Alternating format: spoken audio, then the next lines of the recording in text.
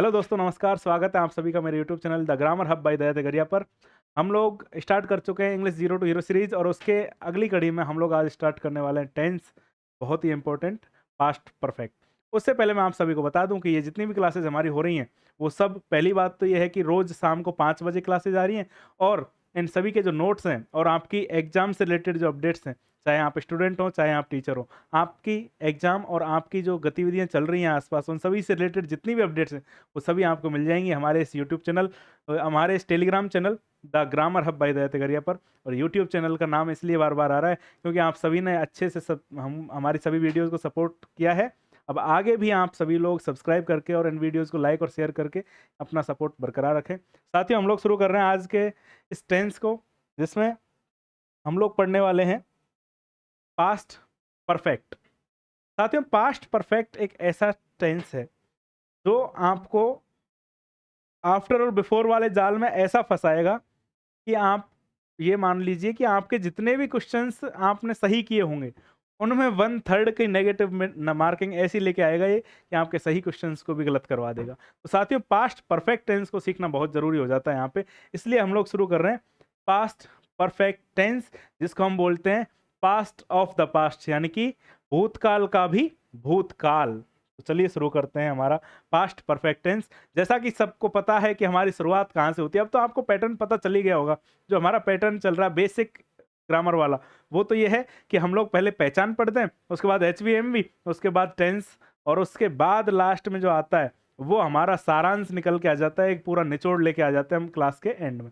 तो साथियों, शुरुआत करते हैं पहचान से। पहचान और उपयोग क्या होता है? सबसे पहले तो आइडेंटिफाई करना ही जरूरी है।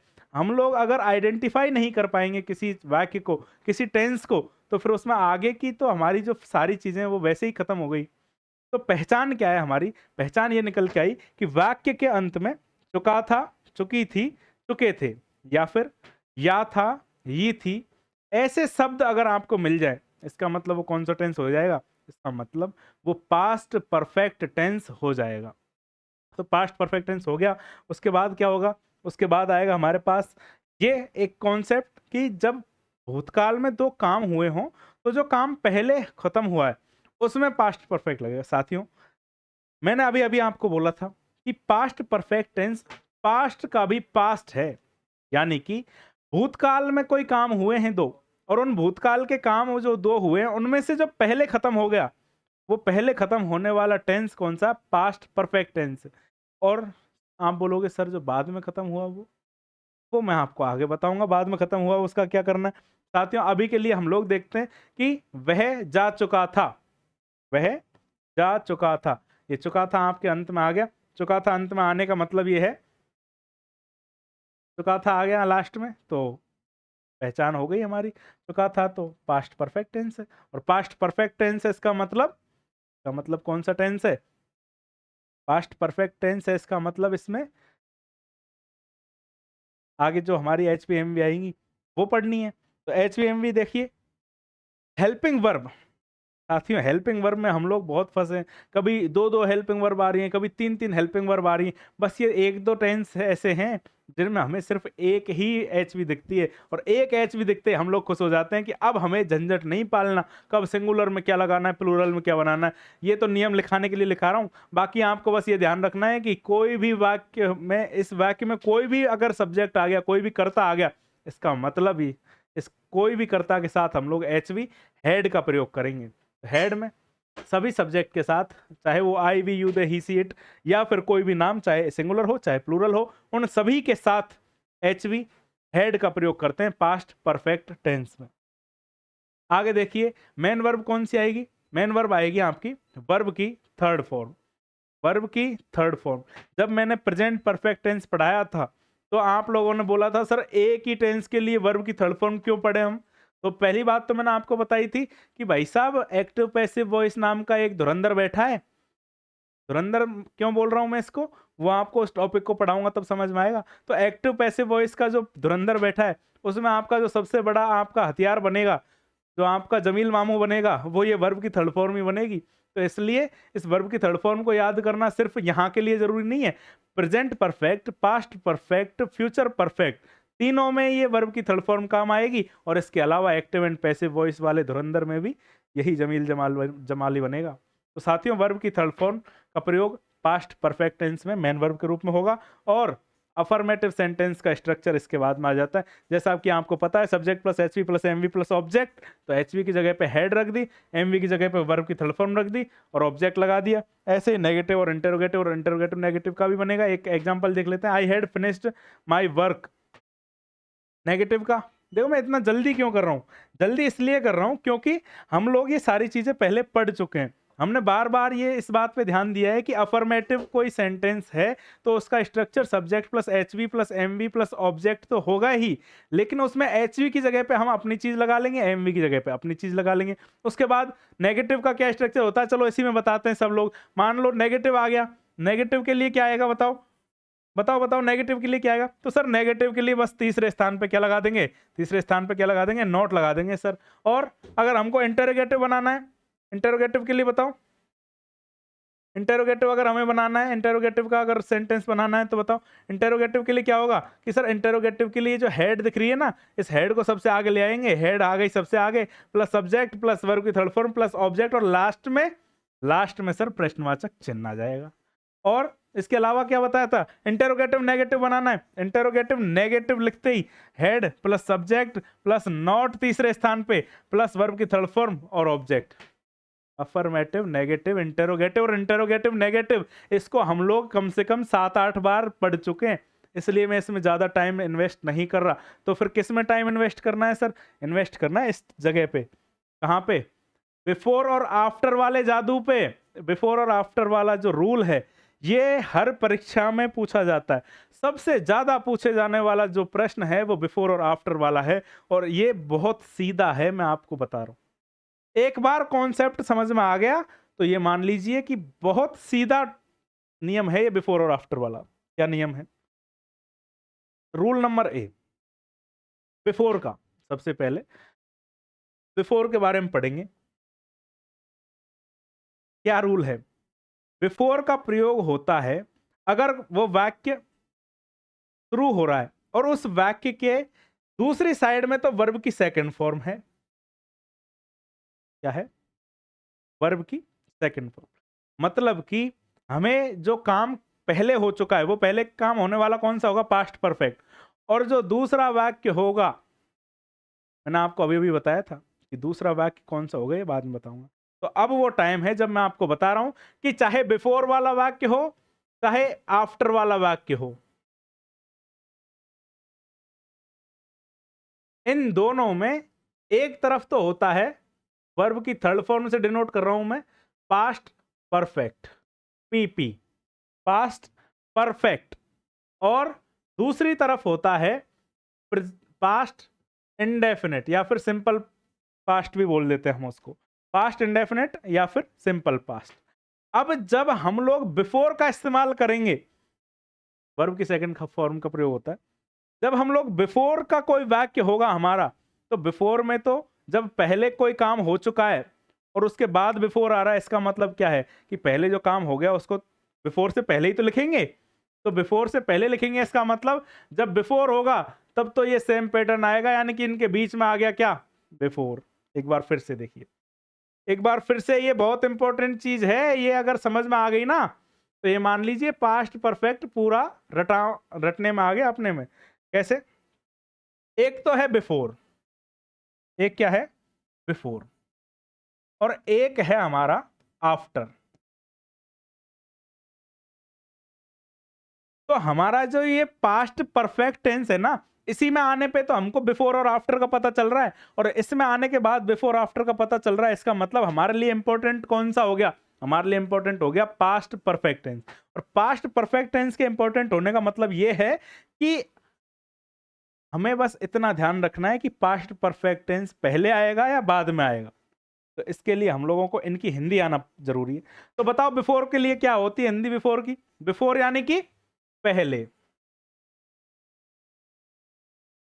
बताओ बिफोर यानी कि, बिफोर यानी पहले, और आफ्टर यानी, आफ्टर यानी सर बाद में। तो बस ये जो हिंदी है ना इनकी, यही इनका रूल है। क्या रूल है सर?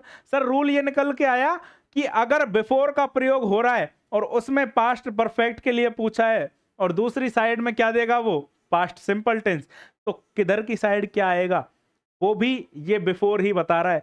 बिफोर से पहले, जब बिफोर की हिंदी पहले है सर, तो बिफोर से पहले क्या आएगा? पास्ट परफेक्ट आएगा। क्या आएगा?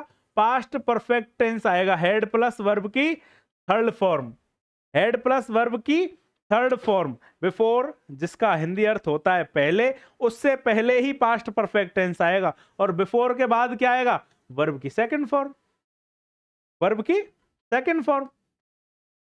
समझ में आ रही है बात? क्या रूल निकल के आया अपने पास?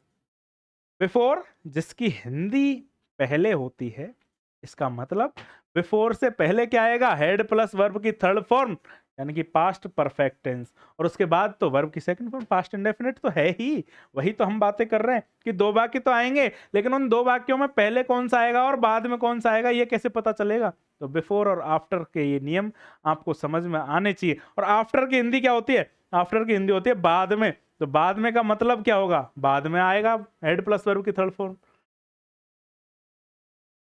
हेड प्लस वर्ब की थर्ड फॉर्म कब आएगी? बाद में आ जाएगी। और बाद में आ गई हेड प्लस वर्ब की थर्ड फॉर्म, तो इसका मतलब पहले क्या आ जाएगा? पहले वर्ब की सेकंड फॉर्म। बिफोर और आफ्टर के नियम समझ में आ रहे हैं? बिफोर और आफ्टर के नियम समझ में आ रहे हैं? बिफोर जिसकी हिंदी होती है पहले, तो इसका मतलब इससे पहले क्या आएगा? Past perfect tense. और बिफोर के बाद वर्ब की second form past indefinite tense. After जिसकी हिंदी होती है बाद में, तो इसके बाद में आएगा हेड प्लस वर्ब की थर्ड फॉर्म। यही तो नियम है, यही तो समझ में आना चाहिए।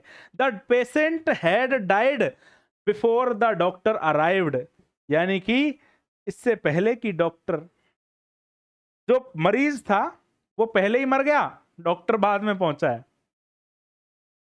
बिफोर का प्रयोग हुआ पहले पास्ट परफेक्ट टेंस, और बिफोर के बाद वर्ब की सेकंड फॉर्म यानी कि पास्ट इंडेफिनिट टेंस। साहब दूसरा क्या है? आगे क्या है? आगे है नियम अपना आफ्टर वाला, जो अभी अभी हमने समझा था। I went to school after I had taken my bath. मैं स्कूल गया, कब गया? पहले हम कब गया? जब मैंने ब्रेकफास्ट कर लिया था, अपना नाश्ता करने के बाद में मैं स्कूल गया था। और यहां पर क्या था? डॉक्टर के आने से पहले ही मरीज मर गया था। तो ये आपको पहले और बाद में वाले रूल जो हमारे बिफोर और आफ्टर वाले हैं, वो आपको बहुत अच्छे से समझ में आ जाने चाहिए इस स्लाइड से। और आगे हम चलते हैं। ये तो सबसे इंपॉर्टेंट रूल हुआ, लेकिन इसके अलावा भी रूल्स हैं हमारे पास। और वो रूल क्या है? अनरियल पास्ट, यानी कि सिर्फ कल्पना, कोरी कल्पना, जो हमारी पूरी नहीं हुई हमारी वो इच्छा, अपनी किसी ऐसी इच्छा को बताने के लिए जो पास्ट में पूरी नहीं हो सकी, हमारे जो दिल के अरमा आंसुओं में बह गए, उन कल्पनाओं के बारे में बात करने के लिए हम लोग पास्ट परफेक्ट का ही इस्तेमाल करते हैं। वो सारी चीज़ें जो हम करना चाहते थे लेकिन कर नहीं पाए, ऐसी कल्पनाओं के लिए, ऐसी कल्पनाओं को व्यक्त करने के लिए हम लोग क्या करते हैं? पास्ट परफेक्ट का इस्तेमाल करते हैं। कैसे करते हैं? एग्जाम्पल के लिए, I wish I had studied harder for the exam. जब हम लोग कोई एग्जाम क्रैक नहीं कर पाते, तो बस एक ही चीज हमारे दिमाग में आती है कि मैं थोड़ी सी मेहनत और कर लेता। क्या कर लेता? थोड़ी सी मेहनत और कर लेता सर। बस ये थोड़ी सी मेहनत का ये गैप है ना, बस यही फुलफिल करना है हमें। यही पूरा अगर आपने कर दिया तो आपकी सफलता भी आपके कदम चूमेगी। तो साथियों, ये जो ऐसी कल्पनाएं होती हैं, ऐसी इच्छा होती है जो पास्ट में पूरी नहीं हो पाई हमारी, उस इच्छा को व्यक्त करने के लिए किसका प्रयोग करते हैं? पास्ट परफेक्ट टेंस का। ये आज के हमारे जो नियम थे, बहुत इंपॉर्टेंट नियम है। मैं आपको फिर से ध्यान दिला दूं, पास्ट परफेक्ट टेंस के लिए दो नियम, बिफोर और आफ्टर वाले, और इसके अलावा जो हमारी पास्ट में जो इच्छा पूरी नहीं हो पाई उसको व्यक्त करने के लिए भी हम लोग पास्ट परफेक्ट टेंस का इस्तेमाल करते हैं। अब आते हैं हम लोग, जैसा कि हमारी इस क्लास की परंपरा रही है, प्रीवियस ईयर क्वेश्चंस पे। तो एलडीसी एग्जाम के लिए, ये एलडीसी एग्जाम में पूछा गया प्रश्न है, the train Khalistan before I reached the station. ध्यान दीजिए, बिफोर आ गया, क्या आ गया? बिफोर आ गया, और बाद में क्या है? सेकंड फॉर्म, वर्ब की सेकंड फॉर्म, अभी अभी जो नियम बताया था ध्यान दीजिए। बिफोर के बाद में वर्ब की सेकंड फॉर्म, तो बिफोर से पहले क्या, बिफोर से पहले क्या, कमेंट बताइए, कमेंट करके बोलिए, बिफोर से पहले क्या, वर्ब हैड प्लस वर्ब की थर्ड फॉर्म। तो the train had left, the train had left before I reached the station. ये हमारा एलडीसी एग्जाम में पूछा गया प्रश्न है। आगे हमारे पास हेड लेफ्ट तो आई गया, अगला आया है I Khalistan never see such a beautiful place before. अब बताइए सर, अब बता दीजिए इसमें क्या आएगा। बिफोर तो आ गया, बिफोर तो आ गया, लेकिन वर्ब की सेकंड फॉर्म नहीं दिखी, वर्ब की सेकंड फॉर्म नहीं दिखी। यही सीईटी एग्जाम में पूछा गया था। क्यों? अभी अभी बताया था ना, क्योंकि ये नेगेटिव सेंटेंस है और नेगेटिव सेंटेंस के लिए दूसरा वाक्य नहीं आ पाएगा। अब दूसरा वाक्य नहीं आ रहा, लेकिन बिफोर तो आ गया। बिफोर से पहले मैंने तो अभी अभी यही बताया था, बस बिफोर देखना है, और बिफोर से पहले क्या आ जाएगा, हेड प्लस वर्ब की थर्ड फॉर्म। अब नेवर है बीच में, तो नेवर का इस्तेमाल तो करना ही है। She told me his name after, after आ गया भैया, आफ्टर यानी कि बाद में, और आफ्टर यानी बाद में, इसका मतलब बाद में किसका प्रयोग कर देंगे, हेड प्लस वर्ब की थर्ड फॉर्म का। गो के लिए, गो के लिए क्या, he had gone, go went gone. कहाँ मिलेंगे ये वर्ब की थर्ड फॉर्म, फिर से याद दिला दूं, वर्ब की थर्ड फॉर्म हो चाहे कोई और चीज, कोई भी अपडेट, उन सब अपडेट्स के लिए आइए हमारे Telegram channel the grammar hub by Daya Tighariya पर। आज हमने जो पढ़ा पास्ट परफेक्ट टेंस, उसके लिए जो होमवर्क है हमारा, अच्छा सर होमवर्क तो दे देते हो लेकिन चेक नहीं करते, हमारे तो साइन तो हुई नहीं अब तक कॉपी में। तो भाई साहब जब आप लोग तैयारी कर रहे हो, जब आप लोग कंपटीशन एग्जाम में उतरने की कोशिश कर रहे हो, तो आप लोग एमजीजीएस या एसवीएमएस जो एग्जाम्स हैं विभागीय परीक्षा, उनको क्रैक करने की कोशिश कर रहे हो, तो आपका आकलन करने की जरूरत मुझे है क्या? आपका आकलन आप खुद करो, आप खुद को चेक करना है कि वो प्रश्न का आंसर क्या होगा। हाँ, कमेंट करोगे तो उस पर तो मैं रिप्लाई तुरंत दे दूंगा कि सही है या गलत है। तो ये आपके लिए आज का होमवर्क है। डॉक्टर के आने से पहले मरीज मर चुका था, शायद हमने ऐसा कहीं पे पढ़ा है, अभी अभी हो सकता है। मेरे स्टेशन पहुंचने से पहले गाड़ी जा चुकी थी। तो ये दोनों वाक्य आपको पूरे मनोयोग से हिंदी से इंग्लिश में ट्रांसलेट करने हैं। और ये जो लाइन आपके बीच में हमेशा चलती रहती है ना नीचे, कि मेहनत आपकी और मार्गदर्शन हमारा, ये बात बिल्कुल सच है। हम लोग सिर्फ मार्गदर्शन करते हैं, मेहनत तो आपको करनी पड़ेगी। और आपके इस मेहनत के लिए बहुत बहुत शुक्रिया। आज की इस क्लास में इतना ही, मिलते हैं कल शाम को 5 बजे अपनी अगली क्लास, जिसमें हम लोग पास्ट परफेक्ट कंटिन्यूअस टेंस पढ़ेंगे। धन्यवाद।